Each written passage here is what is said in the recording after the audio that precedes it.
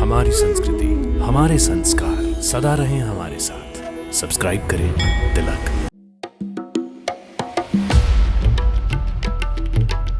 जय श्री कृष्ण। नमस्कार दोस्तों, मैं शैलेंद्र भारती आज उस अवतार की बात कर रहा हूं जो मुरलीधर बन के रास भी रचाता है और जो सुदर्शन चक्र धारण करके संहार भी करता है। अष्टम अवतार, अष्टम संतान, जिन्होंने कालिया नाग का मान मर्दन किया, जिन्होंने अपनी एक उंगली पर गोवर्धन पर्वत को उठाकर इंद्र के द्वारा की गई भयंकर वर्षा से लोगों को बचाया, जिन्हें रणछोड़ भी कहा जाता है, पर जिसने सारथी बन के अर्जुन के माध्यम से हम सबको युद्ध कर का उद्घोष दिया, और वो जिसने हम सबको श्रीमद् भगवद गीता के रूप में इस विश्व का सबसे बड़ा ज्ञान दिया। जी हां, मैं बात कर रहा हूं श्री कृष्ण और उनके जन्म की। विष्णु के 8वें अवतार के रूप में भगवान श्री कृष्ण ने कंस के एक कारागार में जन्म लिया था। उन्हें जन्म देने वाले माता पिता थे देवकी और वसुदेव, पर कृष्ण का पालन पोषण किया था नंद और यशोदा ने। जैसा विस्मयकारी जन्म वैसा ही अद्भुत जीवन। कृष्ण के जन्मदिन को ही पूरे भारतवर्ष और पूरे विश्व में सनातन धर्म से जुड़े लोग जन्माष्टमी के पवित्र पर्व के रूप में मनाते हैं। कृष्ण को कई रूपों में पूजा जाता है। राधे कृष्ण के रूप में मुरलीधर हों, अर्जुन को ज्ञान देने वाले केशव या माधव हों, या उनका लड्डू गोपाल रूप जो है बाल कृष्ण। इसी बाल कृष्ण का उत्सव मनाया जाता है जन्माष्टमी को, जो आती है भाद्रपद मास के कृष्ण पक्ष की अष्टमी तिथि को।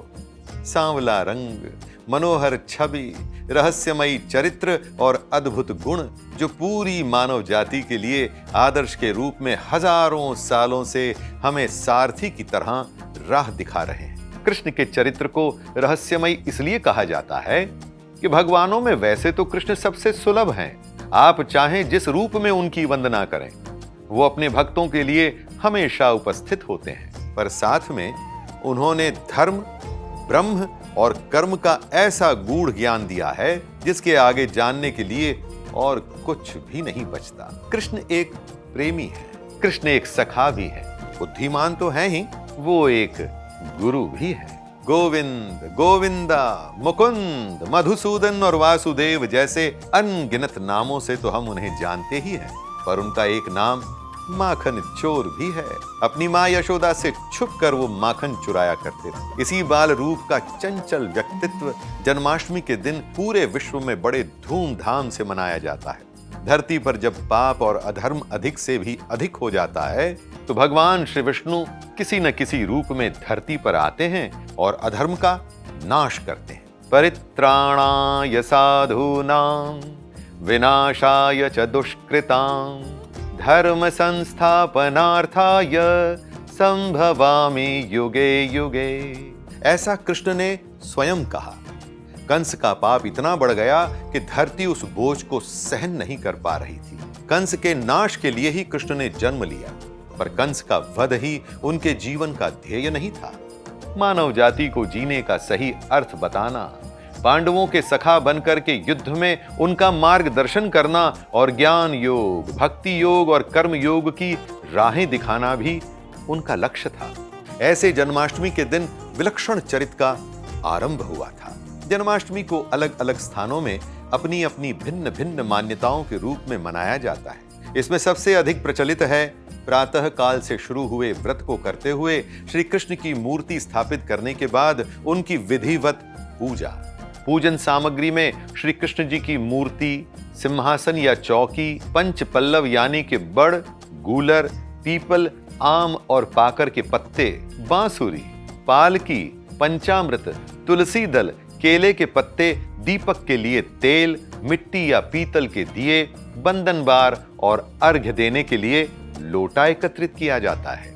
पूरी सामग्री के साथ श्री कृष्ण जी को आसन पर बैठाकर उनकी आरती और पूजा होती है। जन्माष्टमी के दिन आपको हर मंदिर सजा हुआ दिखेगा। जन्माष्टमी के ही दिन श्री कृष्ण की झांकियों का भी प्रचलन है। इन झांकियों में श्री कृष्ण के कितने ही मोहक अवतार आपको देखने को मिल जाएंगे। क्योंकि एक बालक का जन्मदिन मना रहे हैं, तो पालकी में बिठाकर उस नन्हे शिशु को जो भगवान का रूप है उसे झूला नहीं झुलाएंगे?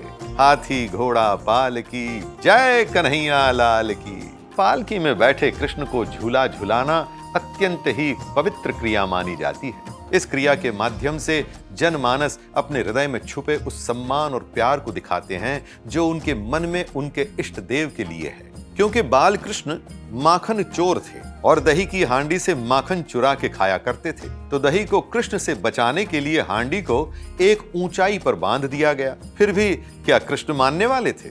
उन्होंने अपने मित्रों के साथ उस हांडी को फोड़ करके माखन चुराने का उद्देश्य बना लिया। देश के कई भागों में, विशेषकर महाराष्ट्र में, इस दही हांडी या मटकी का आयोजन आपको देखने को मिल जाता है। गोविंदा आला रे, इसी धुन पर असंख्य लोगों की भीड़ इकट्ठी होती है, ये देखने के लिए कि कौन सी टीम हांडी तक पहुंचकर उसे तोड़ करके अपना प्रथम पुरस्कार जीतेगी। पर असली पुरस्कार तो स्वयं कृष्ण है, जो आपकी भक्ति के द्वारा आपको प्राप्त होते हैं। गुजरात में भगवान कृष्ण द्वारिकाधीश के रूप में पूजे जाते हैं। आध्यात्मिक उत्साह से भरे हुए हर गली मोहल्ले में बच्चे पौराणिक पात्रों के वेश में लोक नृत्य और नाटक करते हैं। तो आंध्र प्रदेश में कृष्ण के श्लोकों से छटा गूंज जाती है। देश का हर कोना अपनी मान्यता और भक्ति के अनुसार अपने कृष्ण को याद करता है और उन्हें अपनी भक्ति अर्पित करता है। क्योंकि मथुरा में कृष्ण जन्मे थे, तो वहां के मंदिरों की छटा तो अनूठी ही होती है और पूरे विश्व से लोग जन्माष्टमी के दिन मथुरा में बाल कृष्ण के दर्शन के लिए आते हैं। शोभा यात्रा से निकली झांकियां, भजन कीर्तन के अलावा श्री कृष्ण के जीवन को दर्शाने के लिए रास लीला का भी आयोजन किया जाता है। इसके अलावा कितनी ही जगहों पर मंदिरों में फूलों की होली भी खेली जाती है। जन्माष्टमी वो अवसर होता है जब पूरा भारत कन्हैया की मुरली की तान पर गूंज उठता है। एक अद्भुत आंतरिक प्रसन्नता से देश उल्लसित होता है।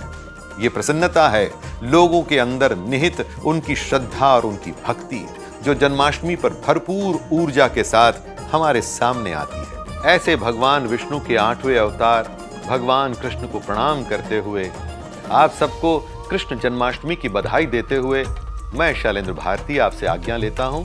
जय श्री कृष्ण।